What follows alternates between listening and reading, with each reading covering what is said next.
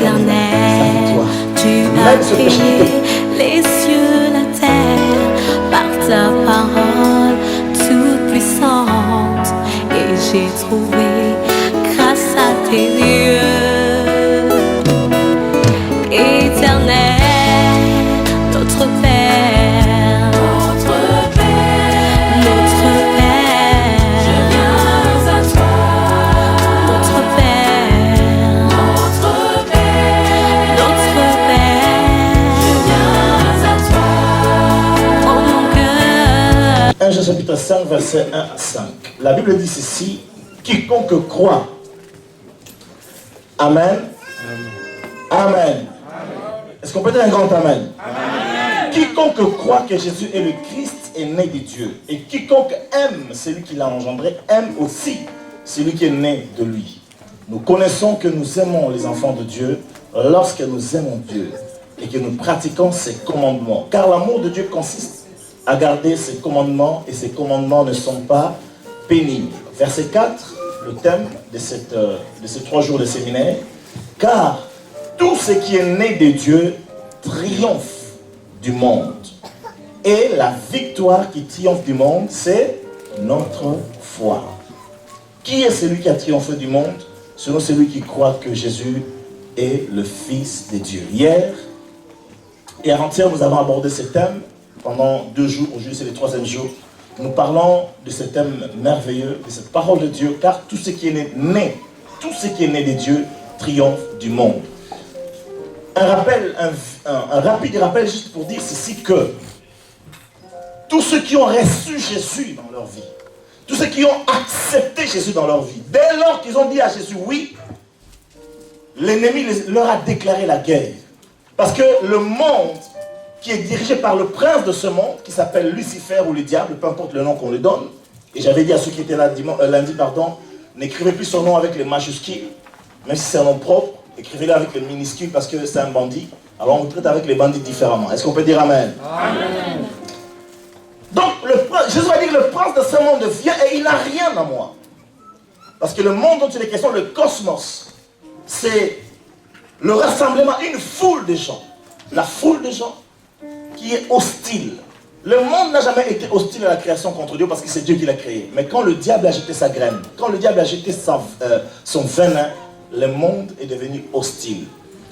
Et le monde nous empêche de vivre notre foi par la convoitise des yeux, par la convoitise de la chair et par l'orgueil de la vie. Aujourd'hui, c'est le plus beau qui est le plus honoré. Du moins, entre guillemets, encore le critère de beauté est différent. Alléluia. Aujourd'hui, c'est les plus riches qui sont honorés. On leur ouvre, on leur déroule le tapis rouge. Aujourd'hui, c'est les plus grands. Mais Jésus, quand il est venu, il est né dans une étable parmi les animaux domestiques. Ceux d'entre vous qui ont déjà eu la grâce, je ne sais pas si je peux dire ça, la grâce, qui ont déjà eu l'occasion d'aller dans les étables, ou bien juste dans les fermes ici en Alsace, aller auprès de boucs et des brebis. Ils n'ont pas le parfum de Dior. Hein, ils ne sentent pas, c'est pas moi quelle marque de parfum, ça sent la bouse. Vous êtes toujours avec moi? Amen. J'aimerais que vous ne soyez pas distraits pendant quelques minutes et que vous me suivez attentivement. Jésus est né dans un endroit répulsif et repoussant. Tout cela pour que toi et moi nous devenions des enfants de Dieu. Donc le monde attire les gens, le monde nous combat, il combat notre foi, bien aimé. Même venir à l'église. Le monde te donnera l'occasion, c'est plus simple d'ailleurs de dire à quelqu'un que tu vas dans une boîte de nuit que de dire à quelqu'un que je vais à l'église. C'est plus simple de dire à quelqu'un que j'ai un copain que de dire que je suis chaste dans ma conduite. Le monde combat notre foi. Alors Jean va dire, tout ce qui est né de Dieu triomphe du monde. C'est vrai que je peux vous parler de plusieurs victoires, on en a parlé d'ailleurs. La conquête, on en a parlé. La victoire dans la justice. Reconquérir, gagner une victoire comme un match, parce que la vie est faite de matchs. Je ne vais pas me répéter, ceux qui ont suivi lundi et mardi, ils savent de quoi j'en parle. Je parle, alléluia. Amen. Et hier nous avons dit que cette phrase, la victoire qui triomphe du monde, c'est notre foi. L'apôtre Jean qualifie déjà la foi comme étant la victoire. Depuis le jour où tu as commencé à croire, tu es rentré dans un cycle qu'on appelle la victoire. Dis à quelqu'un la victoire. La victoire. Dis à quelqu'un la victoire. La victoire.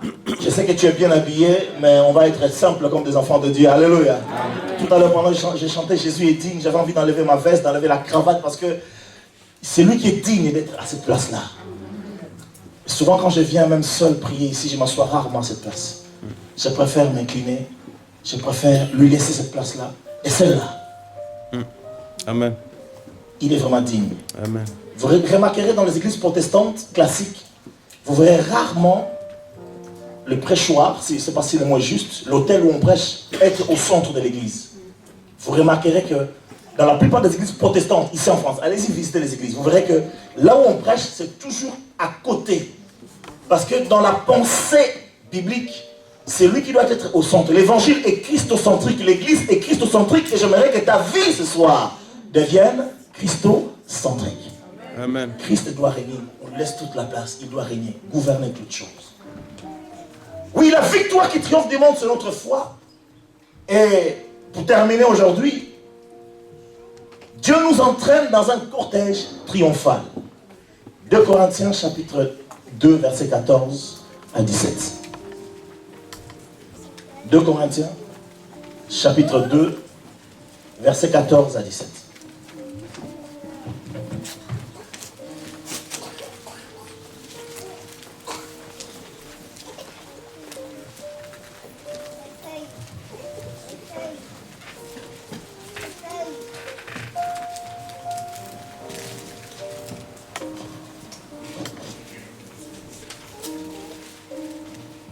Deux Corinthiens chapitre 2, verset 14 à 17. Nous ouvrons les Écritures, nous allons lire.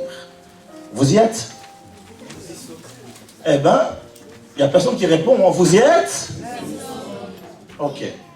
Grâce soit rendue à Dieu qui nous fait toujours triompher en Christ et qui répand par nous en tout lieu l'odeur de sa connaissance. Nous sommes en effet pour Dieu le parfum de Christ parmi ceux qui sont sauvés et parmi ceux qui périssent. Aux uns, une odeur de mort, donnant la mort, aux autres, une odeur de vie, donnant la vie. Et qui est suffisant pour ces choses? Car nous ne falsifions point la parole de Dieu, comme font plusieurs, mais c'est avec sincérité, mais c'est de la part de Dieu que nous parlons en Christ Jésus. Amen. Amen. Le verset 14, dans la version Semeur, la Bible dit: je ne puis que remercier Dieu. Là, c'est la version Semeur. Il nous associe toujours au cortège triomphal du Christ par notre union avec lui, et il se sert de nous pour répandre en tout lieu comme un parfum la connaissance de Christ. Dieu, il nous associe au cortège triomphal de Christ. Puisqu'il est question de ce qui est né des deux triomphes du monde, aujourd'hui, j'aimerais que nous nous laissions entraîner dans le cortège triomphal de Christ. Alléluia. Je dis, laisse-toi entraîner dans le cortège triomphal de Christ. Amen. Je répète, laisse-toi entraîner dans le cortège triomphal de Christ. Amen. On peut le dire maintenant ensemble? Laisse-toi entrer dans le triomphal de Christ. Amen. Amen. Alors, lorsqu'on parle de cortège triomphal, on a une image dans certains pays, même ici d'ailleurs, en France, le 14 juillet, n'est-ce pas? Il y a ce qu'on appelle le défilé. Il y a l'armée qui défile, il y a différents corps d'armée qui défilent. C'est un peu cette image que l'apôtre Paul avait, mais maintenant, rapporter cette image à l'époque romaine. À l'époque romaine, lorsqu'un empereur ou un général allait conquérir notre territoire, qui n'appartenait point à... C'est drôle hein, que les enfants parlent mieux que moi, alléluia. Ok. Amen. Amen. Lorsque un général romain allait conquérir un territoire qui n'appartenait pas à l'Empire romain et qu'il l'avait vaincu, il avait remporté des victoires, qu'il avait soumis les populations qui occupaient ce territoire à la gouvernance romaine, lorsqu'il rentrait à Rome, on lui faisait un cortège triomphal. Alléluia. Il passait devant une sorte d'arc de triomphe. D'ailleurs, on l'appelait ça arc de triomphe. Et il était, bien sûr, il y avait une couronne sur lui.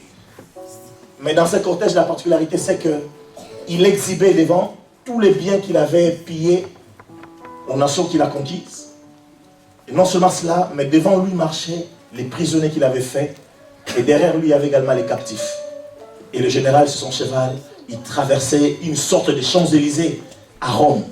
C'est ce qu'on appelle le cortège triomphal. Alléluia. Amen. Ce que j'aimerais dire ce soir pour terminer notre séminaire, c'est que Jésus est allé conquérir quelque chose pour nous. Amen. Il est vrai que nous qui sommes nés en lui et de lui, nous triomphons sur le monde, mais il y a certaines choses. Nous avons besoin de l'intervention de Dieu d'une manière particulière. Amen. Pour que nous puissions percer et atteindre certains niveaux. Le roi David, dans son temps, va dire ceci: fais-moi atteindre le rocher que je ne puis atteindre par moi-même. Autrement dit, en tant qu'enfant de Dieu, né de Dieu, il y a des rochers que je peux atteindre avec la puissance de Dieu qui est en moi, parce que la Bible dit, sans moi, vous ne pouvez rien faire. Mais arrivé à un certain point, on cale, on bloque. Le mot cale n'existe pas en français. Alléluia. On bloque, on s'arrête à un moment. C'est vrai, le mot caler n'existe pas, ça c'est les Français de chez nous. On arrive à un point où on bute contre quelque chose. On essaye, mais ça ne passe pas. Alors David va dire, Seigneur, fais-moi atteindre le rocher que je ne puis atteindre par moi-même. Et c'est à ce point-là que nous avons besoin d'être entraînés dans le cortège triomphal de Jésus. Il marche en tant que roi des rois et nous sommes à ses côtés et nous bénéficions de sa victoire. Amen. Dis à quelqu'un, tu as besoin d'être entraîné dans le cortège triomphal de Jésus-Christ. Je répète, dis-lui encore, tu as besoin d'atteindre un rocher que tu ne peux pas par toi-même, malgré ton intelligence, malgré ta beauté, malgré ton argent. Est-ce qu'on peut acclamer le Seigneur?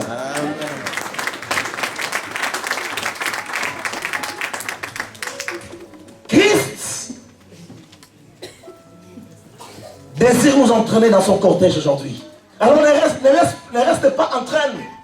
Ne reste pas en arrière. Ranime ta foi aujourd'hui. Ranime ton zèle. Ranime ton appartenance, comme on dit. Ta piété, ton attachement à Christ aujourd'hui. Alors, dans quel genre de victoire Christ nous entraîne-t-il? La première chose, du moins pour ce soir, Christ nous entraîne dans sa victoire contre le péché. Dis à quelqu'un, victoire contre le péché.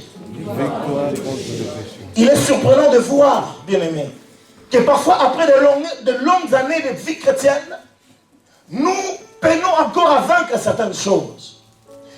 L'apôtre Paul, le grand apôtre Paul, arrivé à la fin de sa vie, il pourrait encore dire aux chrétiens ceci: je n'ai pas encore atteint la perfection, mais je cherche à l'atteindre. Il y a des gens qui sont depuis longtemps dans le Seigneur, ou peu longtemps dans le Seigneur, mais il y a quelque chose qui ne tourne pas en rond chez eux, un péché que certains prédicateurs peuvent appeler le péché mignon, ou quelque chose d'irrésistible. Ils ne peuvent pas s'empêcher de refaire la même chose. Aujourd'hui, le Seigneur est venu pour te dire ceci, qu'il est prêt à t'entraîner dans la victoire contre ces péchés qui n'arrêtent pas de te maintenir à terre. Il y a des gens, ils ont un problème. Par exemple, avec la médisance. C'est plus fort que, entre guillemets. Vous savez, c'est le terme souvent qu'on utilise. C'est plus fort que. Ils voient quelque chose dans la vie d'une personne, d'une tierce personne. Ils ne peuvent pas s'empêcher d'aller trouver les frères. Gaël, tu sais, frère. D'ailleurs, la sœur telle. C'est plus fort que. Et puis, parfois on y rajoute même une formule spirituelle. Frère, je te l'ai dit pour que tu puisses prier pour elle. Alléluia. Et ça paraît tellement spirituel, mais il n'en demeure pas moins vrai que c'est un péché de la médisance. Jésus veut t'entraîner dans sa victoire. Même ce péché qui te paraît difficile à triompher, tu peux vaincre de ce péché. Il y a un chant qui dit: veux-tu briser du péché le pouvoir? On y va? La force est en Christ, la force est en Christ. Si dans ton cœur tu veux le recevoir, la force est dans le sang de... Plus fort, on y va. Je suis fort, fort, oui, plus que vainqueur, par le sang de Jésus, mon sauveur. Je suis fort, fort, oui, plus que vainqueur, par le sang de Jésus, mon sauveur. Quel est ce péché qui te terrasse? Quel est ce péché qui dit: Seigneur, aujourd'hui j'arrête? Mais dès que tu sors de la maison, le péché revient encore. La Bible dit: Puisque Jésus a vaincu le péché, il sait comment il peut t'aider à vaincre ce péché-là.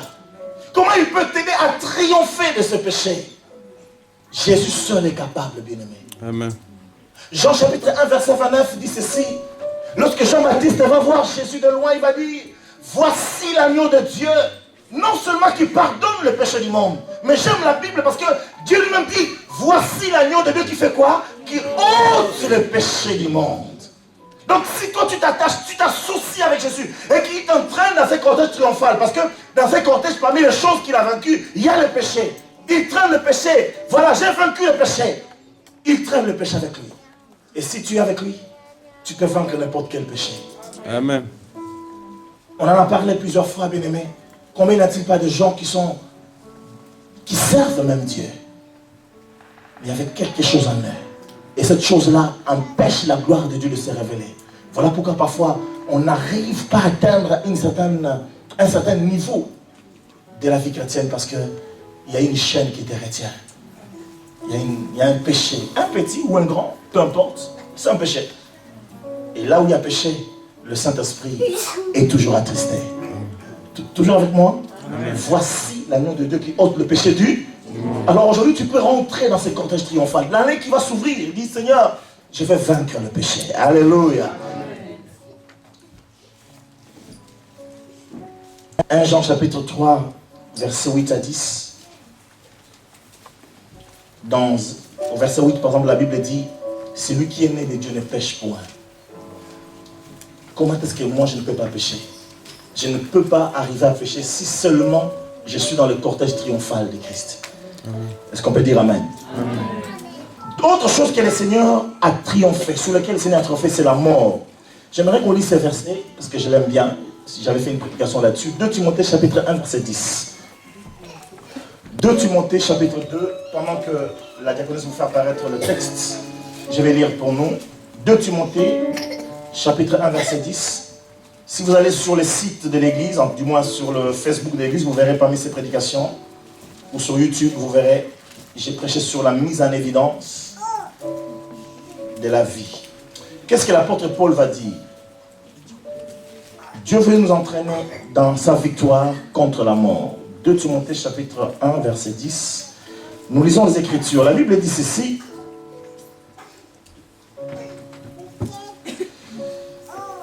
Je peux commencer au verset 8. N'aie donc point honte du témoignage à rendre à notre Seigneur, ni de moi son prisonnier, mais souffre avec moi pour l'évangile, par la puissance de Dieu, qui nous a sauvés et nous a adressé une sainte vocation, non à cause de nos œuvres, mais selon son propre dessein et selon sa grâce, la grâce, qui nous a été donnée en Christ, en Jésus-Christ avant les temps éternels. Verset 10.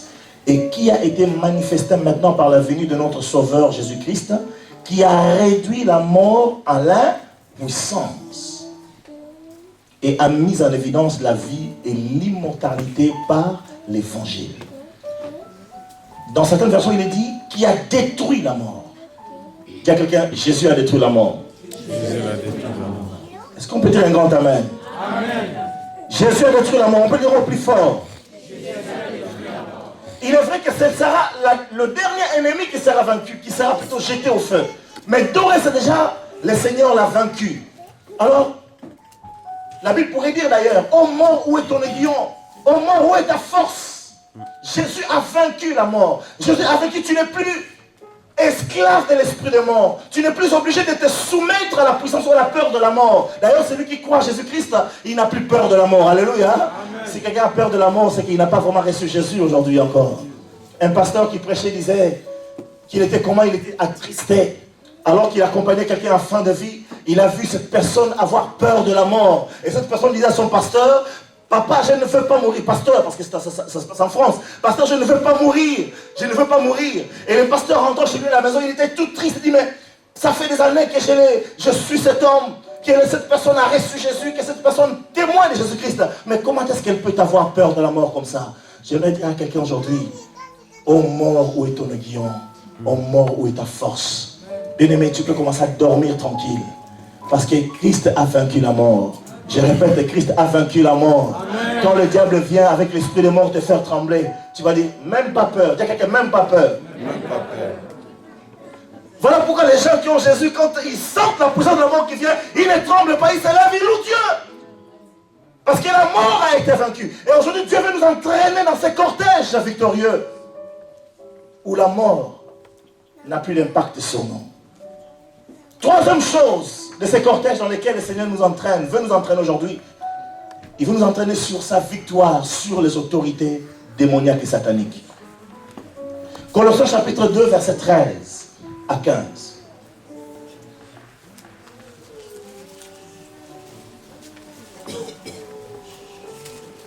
Colossiens chapitre 2, verset 13 à 15.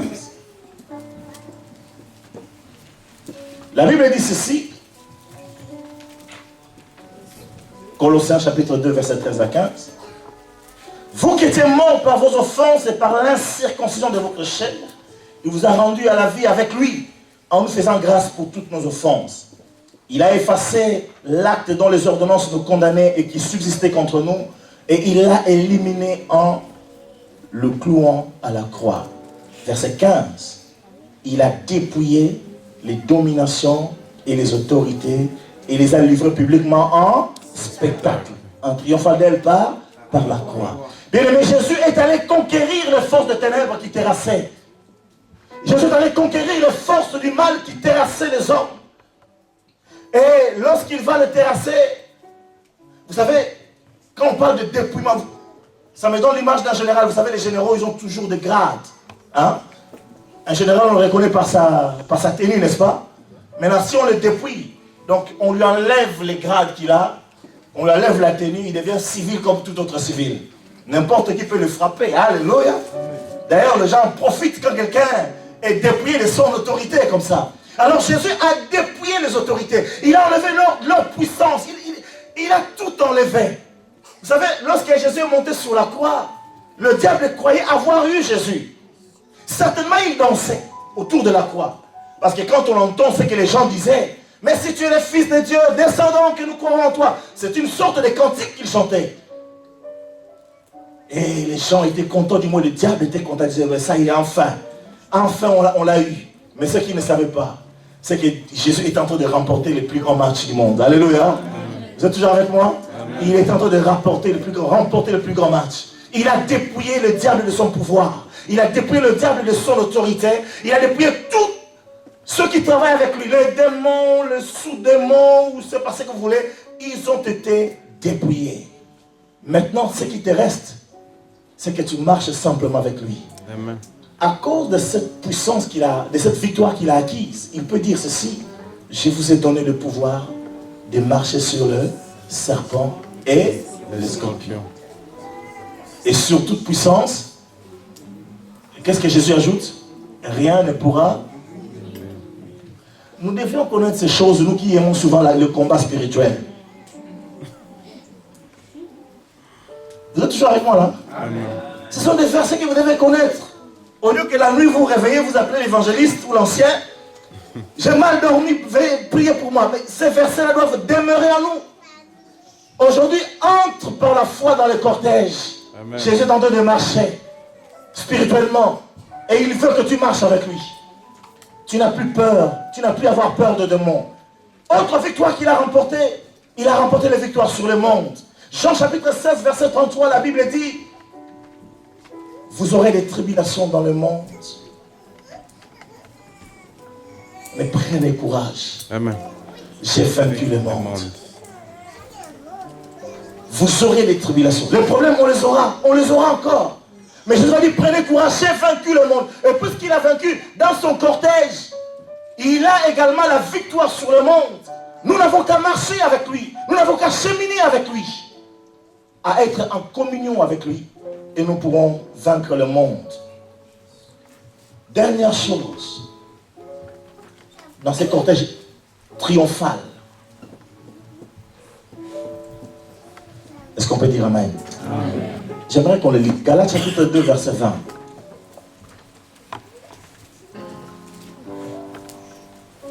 Je ne serai pas long, j'arrive pratiquement à la fin de ma prédication aujourd'hui. Alléluia. Galates chapitre 2, j'aimerais que l'ancien trésor puisse lire pour nous. Galates chapitre 2, verset 20.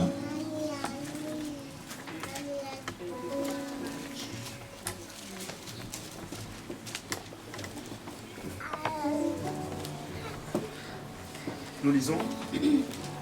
J'ai été crucifié avec Christ.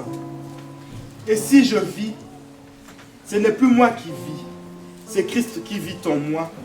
Si je vis maintenant dans la chair, je vis dans la foi au Fils de Dieu, qui m'a aimé et qui s'est livré lui-même pour moi. Parole du Seigneur.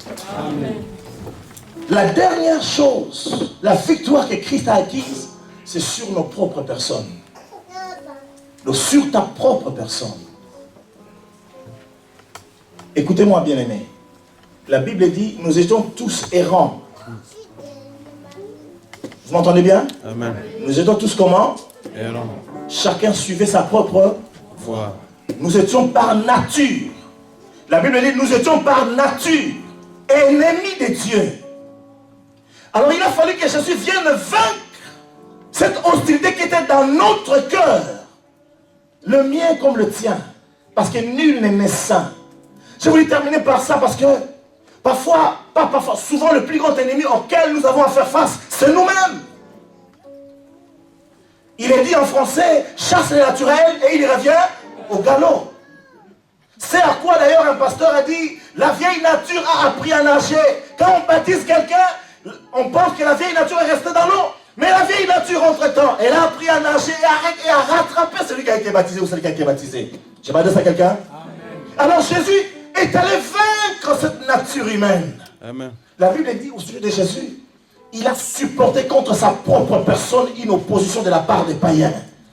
Parce qu'il voulait nous sauver, mais nous ne voulions pas être sauvés. Bien aimé, va trouver quelqu'un dans la rue qui est accro, qui a des addictions, peu importe lesquelles. Dis-lui que non, mais la drogue n'est pas bien. La personne te dira, oh oui, mais ça me fait du bien. Ça me fait planer. Va dire à quelqu'un qui est amoureux que mais tu vois la voix que tu suis n'est pas bien. Qu'est-ce qu'il te dira? Et lorsque toi-même on te fait des reproches, frère, je vois que tu mens beaucoup. Dans la plupart des cas, quelles sont nos réactions? Et je parle en tant que pasteur. Souvent, les gens à qui on adresse un reproche, ils se fâchent.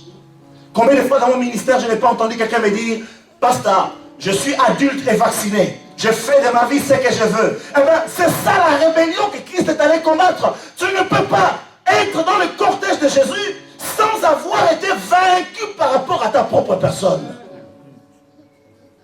Une jeune femme qui chante au Brésil, en Belgique, a dit ceci, le Seigneur a séduit mon âme. Mais moi j'aimerais dire aujourd'hui, le Seigneur a conquis mon âme. Mais nous avons un orgueil inné à nous. Nous ne voulons pas nous rabaisser. Il a fallu que Jésus vienne, il s'abaisse comme un saint homme. La Bible dit, il s'est présenté comme un serviteur. Il a de quoi se payer un hôtel 6 étoiles, si ça existe. En France, non, il n'y a que des 5 étoiles. Mais dans d'autres pays, les 6 étoiles existent, semble-t-il. Mais il est allé dans une étable naître. Il aurait pu choisir de naître dans une famille très riche. Mais il est né dans une famille d'un simple charpentier. Il a fallu qu'il puisse venir vaincre cette chose qui en toi dit, pourquoi je ne suis pas le fils d'un millionnaire? Ça serait tellement simple. Je suis venu vaincre cette chose qui te dit, toi qui es marié, pourquoi ma femme n'est pas comme Nicole Kidman? Ah, vous ne la connaissez pas celle-là. Alléluia. Pourquoi ma femme n'est pas comme je cherche voilà, je ne sais pas qui vous donner, mais voilà, vous comprenez, hein, voilà, vous connaissez les choses-là. Et les frères et les sœurs, les femmes de l'autre côté, ils rêvent devant les publicités des garçons qui ont des muscles en tablette de chocolat. Et ils se disent, pourquoi mon mari n'a pas de tablette de chocolat comme ça? Il a un ventre qui commence à bouger un peu quand il marche. Hey, ce sont ces choses-là que Jésus... Mais tant que nous n'avons pas laissé le Seigneur venir vaincre, alors il veut t'entraîner dans son cortège. Parce que toi aussi, il est venu combattre cette nature. Nous étions par nature, écoutez bien, nous étions par nature ennemis, même dans nos pensées, dit l'apôtre Paul. Voilà pourquoi parfois, les jours de la prière, je l'avais dit dimanche, pas ce dimanche, peut-être l'autre dimanche, ou ce dimanche, j'en sais rien, les jours de culte, tout ton corps dit, mais reste, tu as travaillé toute la semaine, tu vas pas encore te taper 40 km, et venir en plus, tu vois les temps qu'il fait, attends, oui, tu fais ça, alléluia, et le diable te dira derrière toi, tu fais déjà beaucoup, le Seigneur comprendra, juste un dimanche que tu es absent, ce n'est pas grave.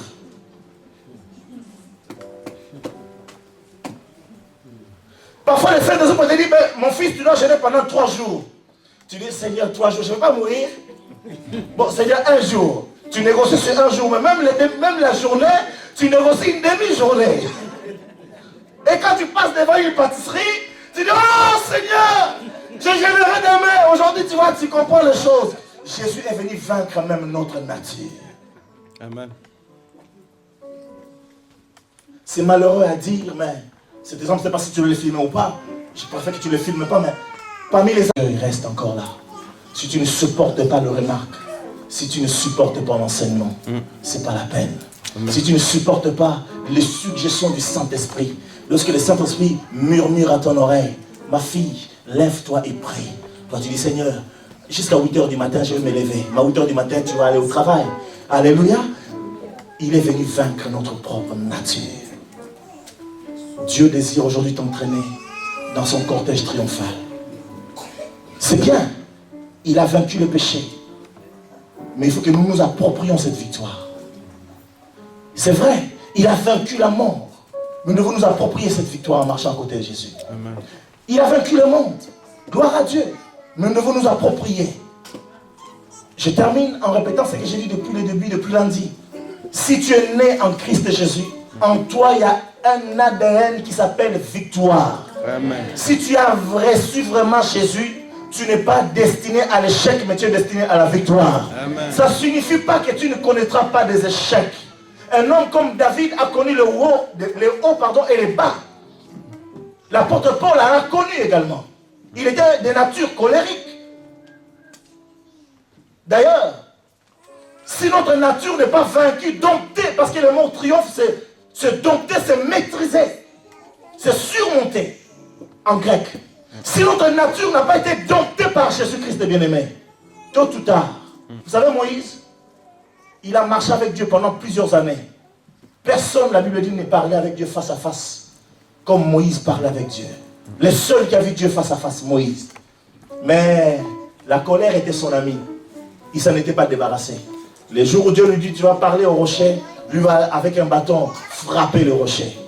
La conséquence c'est quoi? Tu es toujours ami de Dieu, mais le territoire de Canaan, il t'est refusé. Pas de visa pour entrer au Canaan. Alléluia. Bien-aimé, qu'on te refuse beaucoup de choses, mais pas ton visa au ciel. Amen. Je répète, qu'on te refuse beaucoup de choses, mais pas ton visa au ciel. Amen. Aujourd'hui, j'encourage quelqu'un à rentrer dans le cortège triomphal. Ce n'est pas un cortège de losers. Jésus, c'est un grand champion. Alléluia. Et la Bible dit c'est les grands guerriers. D'ailleurs, nous disons, tu peux me mettre en sol, s'il te plaît. Et on termine par là.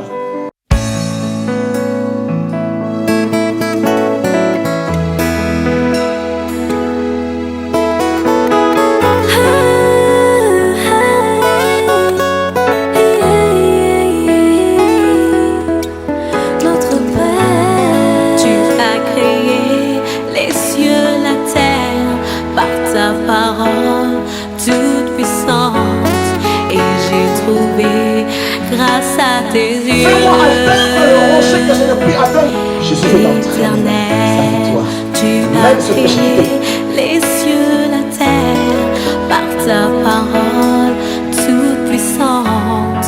Et j'ai trouvé